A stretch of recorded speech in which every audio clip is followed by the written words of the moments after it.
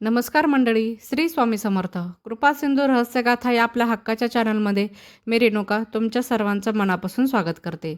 मंडळी, आज मी तुम्हाला एक मनापासून प्रश्न विचारते. तुम्ही कधी स्वामी चरित्र सारामृत वाचायला बसलेला आहात का? आणि तुमच्या मनामध्ये एक छोटीशी शंका आली आहे का, की मी हे वाचन बरोबर करते ना? माझ्याकडून काही वाचनामध्ये चूक तर होत नाही ना? आणि सर्वात महत्त्वाचं म्हणजे खरंच या स्वामी चरित्र सारामृत वाचनामुळे माझ्या मनातील इच्छा पूर्ण होईल का? जर हा प्रश्न कधी तुमच्या मनामध्ये आला असेल, तर आजचा हा व्हिडिओ अगदी तुमच्यासाठीच आहे. कारण 15 एप्रिल स्वामी समर्थ महाराजांची पुण्यतिथी आहे आणि हा दिवस फक्त एक दिवस नाही, तर आपल्या आयुष्यामध्ये बदल घडवण्याची एक सुवर्ण संधी आहे.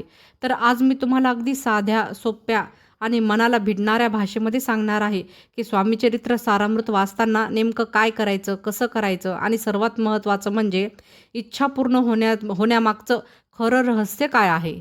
त्यासाठी मंडळी हा व्हिडिओ शेवटपर्यंत नक्की बघा. कारण शेवटी मी एक अशी छोटी आणि प्रभावी गोष्ट सांगणार आहे, जी अनेक भक्तांच्या आयुष्यामध्ये टर्निंग पॉईंट ठरली आहे.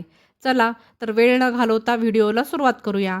मंडळी, आपण सगळ्यांनी एक गोष्ट नक्की पाहिली असेल. काही लोक रोज स्वामींचा जप करतात, रोज स्वामींचं नित्यसेवेचे म्हणजे 21 अध्यायाचे 3-3 अध्याय असं वाचन करतात, पारायण करतात. पण तरीही ते म्हणतात, की मी इतकं करत आहे, तरीही काही बदल दिसत नाही. आणि दुसरीकडे काही लोक अगदी साधं वाचन करतात, पण त्यांच्या आयुष्यामध्ये हळूहळू चांगले बदल व्हायला लागतात. तेव्हा त्या लोकांना प्रश्न पडतो, की फरक नेमका कुठे आहे? हा फरक मंडळी नियमांमध्ये नाही, तर हा फरक आहे आपल्या मनामध्ये, आपल्या भावनेमध्ये आणि आपल्या विश्वासामध्ये. स्वामी चरित्र सारामृत हा केवळ एक ग्रंथ नाही, ही केवळ एक कथा नाही, तर हा स्वामींच्या कृपेचा अनुभव आहे. या प्रत्येक अध्यायामध्ये प्रत्येक शब्दात स्वामींची शक्ती दडलेली आहे. आणि जेव्हा आपण हा ग्रंथ वाचतो, तेव्हा हळूहळू आपलं मन बदलायला लागतं, आपल्या विचारांमध्ये बदल होतो आणि आपल्या आयुष्याला एक नवीन दिशा मिळायला लागते. मंडळी, येत्या 15 एप्रिलला स्वामी समर्थ महाराजांची पुण्यतिथी आहे. हा दिवस खूप पवित्र मानला जातो आणि या दिवशी जर तुम्ही वाचनाची सुरुवात केली, तर त्याचा परिणाम तुम्हाला अधिक प्रभावी होतो. कारण हा दिवस म्हणजे स्वामींशी जोडण्याची एक सुवर्ण संधी आहे. मंडळी, वाचन सुरू करताना खूप मोठे विधी करायचे नाही. फक्त शांतपणे बसायचं, स्वामींचा फोटो समोर ठेवायचा आणि एक स्वामींच्या फोटोसमोर छोटासा दिवा लावायचा आणि अगदी मनापासून एक साधा संकल्प करायचा. स्वामी, मी हे वाचन श्रद्धेने सुरू करते. माझ्यावर कृपा करा, माझं मन शुद्ध करा आणि मला योग्य मार्ग दाखवा. एवढं जरी तुम्ही मनापासून बोललात, तरी स्वामींना ते पुरेसं आहे. मंडळी, वाचन करताना रोज 3 अध्याय वाचण्याचा प्रयत्न करा. पण त्याहीपेक्षा महत्त्वाचं म्हणजे तुम्ही किती मन लावून वाचता. कारण कधीकधी आपण खूप वाचतो, पण मन आपलं दुसरीकडे असतं. आणि कधीकधी आपण थोडं वाचतो, पण पूर्ण लक्ष देऊन वाचतो आणि त्याचा परिणाम खूप मोठा होतो. मंडळी, इथे एक गोष्ट खूप महत्त्वाची आहे. आपण सगळे काही ना काही इच्छा घेऊन वाचन करतो, पण स्वामी प्रत्येक इच्छा पूर्ण करतात असं नाही. ते फक्त तीच इच्छा पूर्ण करतात जी आपल्या भल्याची असते. कधीकधी आपण हट्ट करतो, पण स्वामी आपल्याला ते गोष्ट देत नाहीत. कारण त्यांना माहीत असतं, की ते आपल्यासाठी योग्य नाही. म्हणूनच वाचन करताना तुमची इच्छा स्वामींना अगदी मनापासून सांगा. पण शेवटी एक वाक्य नक्की जोडा, स्वामी, तुम्हाला जर ही इच्छा योग्य वाटत असेल, तरच माझी इच्छा पूर्ण करा. आणि त्यामागचा हा भाव खूप मोठा आहे. कारण यामध्ये स्वामींचा पूर्ण विश्वास दडलेला आहे. जेव्हा हा विश्वास तयार होतो, तेव्हा हळूहळू स्वामींची कृपा तुमच्यावर होते. तुमची परिस्थिती बदलायला लागते आणि सगळ्यात आधी आपलं मन शांत व्हायला लागतं. आणि मंडळी, हीच खरी सुरुवात आहे वाचनाची नाही, तर स्वामींशी नातं जोडण्याची. मंडळी, आपण स्वामी चरित्र सारामृत याचं वाचनाची सुरुवात जेव्हा करतो, तेव्हा आपल्याला वाटतं की आपलं सगळ्या गोष्टी बरोबर आहेत. पण तरीही कधीकधी मनामध्ये एक प्रश्न राहतो, की काहीतरी कमी आहे, काहीतरी चुकत आहे आणि हाच विचार आपल्याला आतून अस्वस्थ करतो. पण खरं सांगायचं झालं, तर स्वामींना तुमचं परिपूर्ण असणं महत्त्वाचं नाही, तर त्यांना तुमचं मन खरं असणं महत्त्वाचं आहे.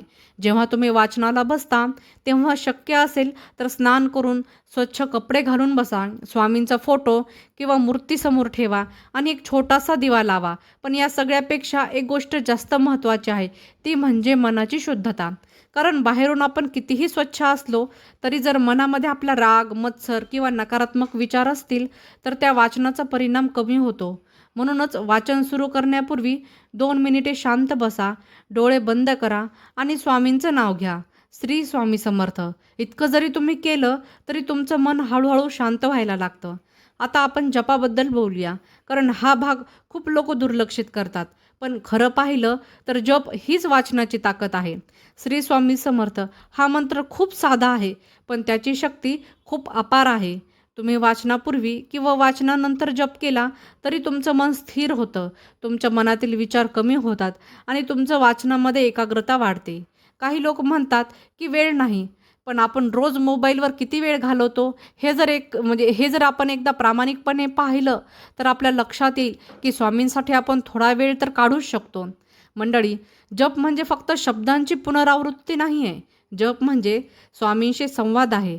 तुम्ही जितक्या भावनेने स्वामींचं नाव घ्याल तितकं ते तुमच्यापर्यंत पोहोचतं. आणि इथेच एक मोठी चूक अनेक लोक करतात. कधीकधी मनामध्ये एक भाव येतो आणि मी रोज वाचतो, मी रोज जप करतो आणि नकळत अहंकार तयार होतो. पण स्वामींना अहंकार अजिबात आवडत नाही. त्यांना नम्रता आवडते, विनम्रता आवडते आणि साधेपणा आवडतो. म्हणून स्वामीचरित्र सारामृत वाचन करताना आणि जप करताना नेहमी मनामध्ये असं ठेवा, स्वामी मी काही करत नाही, तुम्हीच माझ्याकडून सर्व करून घेत आहात. हा भाव जसा वाढत जातो तसं तसं स्वामींचं प्रेमही आपल्यावर वाढत जातं. कधीकधी वाचन करताना मन भरकटतं, लक्ष लागत नाही आणि आपणच निराश होतो. पण भटकणं ही नैसर्गिक गोष्ट आहे. महत्त्वाचं म्हणजे पुन्हा पुन्हा तुम्ही स्वामीकडे परत येणं असतं. आणखी एक गोष्ट लक्षात ठेवायची, वाचन करताना कुठेही घाई करू नका. फक्त पूर्ण करण्यासाठी वाचू नका, कारण स्वामींना तुमचा वेग नाही तर तुमचं मन महत्त्वाचं आहे. हळूहळू शांतपणे समजून वाचा आणि वाचन झाल्यावर 2 मिनिटे शांत बसा. त्या शब्दांचा परिणाम मनात उतरू द्या. मंडळी, वाचन म्हणजे केवळ शब्द वाचणं नाही, तर स्वामींशी तुमचं नातं जुळणं आहे. आणि जेव्हा हे नातं तयार होतं तेव्हा तुमच्या आयुष्यातील बदल हे आपोआप सुरू होतात. मंडळी, आता आपण खूप महत्त्वाच्या गोष्टीकडे येत आहोत, ती म्हणजे संकल्प. कारण स्वामीचरित्र सारामृताला ह्या वाचनाला खरी दिशा देणारी गोष्ट म्हणजे कोणती, तर ती म्हणजे संकल्प. संकल्प म्हणजे मोठे मोठे शब्द नाहीत. संकल्प म्हणजे मनापासून घेतलेला एक निर्णय. जेव्हा तुम्ही स्वामींसमोर बसून मनामध्ये म्हणता की स्वामी मी हे वाचन श्रद्धेने करणार आहे, तेव्हाच तुमचा संकल्प सुरू होतो. पण इथे एक गोष्ट लक्षात ठेवायला हवी, कारण संकल्प घेतला की परीक्षा येते. अनेक भक्त सांगतात की त्यांनी वाचन सुरू केलं आणि अचानक अडचणी वाढल्या, घरामध्ये समस्या वाढल्या, मन अधिक अस्वस्थ झालं. पण याचा अर्थ असा नाही की काहीतरी चुकीचं होते. उलट याचा अर्थ असा होतो की स्वामी तुमची परीक्षा घेत आहेत. ते पाहत आहेत की तुम्ही खरंच तुमचा संकल्प टिकवत आहात का? तुम्ही खरंच त्या संकल्पावर विश्वास ठेवत आहात का? स्वामींवर विश्वास ठेवत आहात का? जो भक्त या काळामध्ये हार मानत नाही तोच पुढे जाऊन स्वामींची कृपा अनुभवतो. म्हणून कितीही अडचणी आल्या तरी स्वामी चरित्र सारामृत वाचन सोडू नका. एक 11 माळी जप सोडू नका आणि सर्वात महत्त्वाचं म्हणजे विश्वास सोडू नका. संकल्प घेताना मोठं काही करण्याची गरज नाही. थोडे दिवस ठरवा, पण ते पूर्ण करा. कारण स्वामी हे सातत्य पाहतात, प्रामाणिकपणा पाहतात. अनेक लोकांचे असे अनुभव ऐकायला मिळतात की कुणाच्या घरातील भांडण कमी झालं, कुणाला नोकरी मिळाली, कुणाच्या आयुष्यातील अडचणी हळूहळू कमी झाल्या. हे सर्व चमत्कार नाहीत, तर ही स्वामींची कृपा आहे. पण ही कृपा मिळते ती श्रद्धेमुळे, सातत्यामुळे आणि निस्वार्थ भावनेमुळे. मित्रांनो, जेव्हा तुम्ही तुमची इच्छा स्वामींना सांगता तेव्हा ती मनापासून सांगा, काहीही लपवू नका. पण शेवटी एक गोष्ट लक्षात ठेवा, एक गोष्ट स्वामींना नक्की सांगा, स्वामी तुम्हाला जे योग्य वाटतं तेच तुम्ही करा. हा भाव खूप मोठा आहे, कारण यामध्ये पूर्ण समर्पण आहे. मंडळी, आता आपण समजून घेऊया की वाचनामुळे नेमका काय बदल होतो. कारण अनेकांना वाटतं की वाचन केल्यावर लगेच बाहेरच्या गोष्टी बदलायला हव्यात. पण खरं सांगायचं झालं तर बदल हा आतून सुरू होतो. सर्वात आधी तुमचं मन बदलायला लागतं. जे आधी लहान गोष्टीवर चिडायचं ते हळूहळू शांत व्हायला लागतं. जे आधी घाबरायचं ते धैर्यवान व्हायला लागतं.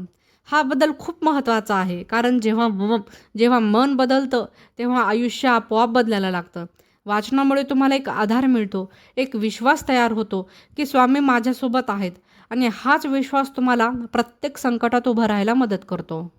घरामध्ये स्वामीचरित्र सारामृताचं वाचन सुरू झालं की वातावरण बदलायला लागतं. तणाव आपोआप कमी होतो, नकारात्मकता कमी होते आणि एक शांतता आपल्या घरामध्ये निर्माण होते. काही लोक म्हणतात की आर्थिक अडचणीही कमी होतात. पण हे अचानक होत नाही. स्वामी आपल्याला योग्य मार्ग दाखवतात, योग्य निर्णय घ्यायला मदत करतात आणि त्यामुळे आपली परिस्थिती हळूहळू सुधारते.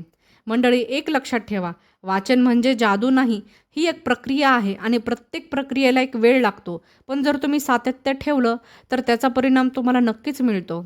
मंडळी, आता शेवटी मी तुम्हाला एक छोटा आणि प्रभावी उपाय सांगणार आहे. एक प्रभावी गोष्ट सांगणार आहे, जी अनेकांच्या आयुष्यामध्ये बदल घडवून आणते. ती म्हणजे कृतज्ञता. दररोज वाचन झाल्यावर किंवा झोपण्यापूर्वी फक्त एकदा मनापासून म्हणा, स्वामी, जे काही आहे त्याबद्दल धन्यवाद. इतकंच. पण याचा परिणाम आपल्या आयुष्यामध्ये खूप मोठा होतो. कारण जेव्हा तुम्ही धन्यवाद म्हणता, तेव्हा तुमच्या मनामध्ये एक समाधान येतं, विश्वास वाढतो आणि नकारात्मक विचार कमी होतात. हळूहळू तुम्हाला जाणवेल की तुमचं मन हलकं होतंय आणि आयुष्य थोडं थोडं बदलते. मंडळी, कधीही असं समजू नका की तुम्ही एकटे आहात. स्वामी हे नेहमी तुमच्यासोबत आहेत. फक्त तुम्ही त्यांना आठवा. जेव्हा मन अस्वस्थ होईल तेव्हा डोळे बंद करा आणि फक्त म्हणा, श्री स्वामी समर्थ. तुम्हाला जाणवेल की एक वेगळाच आधार तुम्हाला मिळतो आहे. एक वेगळाच शक्ती तुमच्या पाठीशी आहे. मंडळी, 15 एप्रिल स्वामी समर्थ महाराजांची पुण्यतिथी आहे. हा दिवस तुमच्या आयुष्यामध्ये बदल घडवून आणू शकतो. फक्त एक निर्णय घ्यायचा आहे. स्वामी चरित्र सारामृत वाचनाला सुरुवात करायची आहे आणि 11 माळी जप करायला सुरुवात करायची आहे आणि स्वामींवर विश्वास ठेवायचा आहे. जर हा व्हिडिओ तुम्हाला आवडला असेल, यातील माहिती तुम्हाला उपयुक्त वाटली असेल, जर तुम्हाला वाटलं असेल की यांनी तुमच्या आयुष्यामध्ये बदल घडवू शकतो, तर कमेंटमध्ये फक्त श्री स्वामी समर्थ नक्की लिहा आणि हा व्हिडिओ जास्तीत जास्त लोकांपर्यंत शेअर करा. जर कृपासिंधू रहस्यगाथा या चॅनलवर तुम्ही नवीन असाल तर चॅनलला सबस्क्राईब करायला विसरू नका आणि बेल आयकन नक्की दाबा, जेणेकरून असेच आध्यात्मिक स्वामी समर्थ महाराज रिलेटेड व्हिडिओ आधी आले तर तुमच्या चॅनलवर नक्की येतील. कारण तुमची जी श्रद्धा आणि विश्वास आहे तीच माझी प्रेरणा आहे. श्री स्वामी समर्थ. जय जय स्वामी समर्थ. धन्यवाद.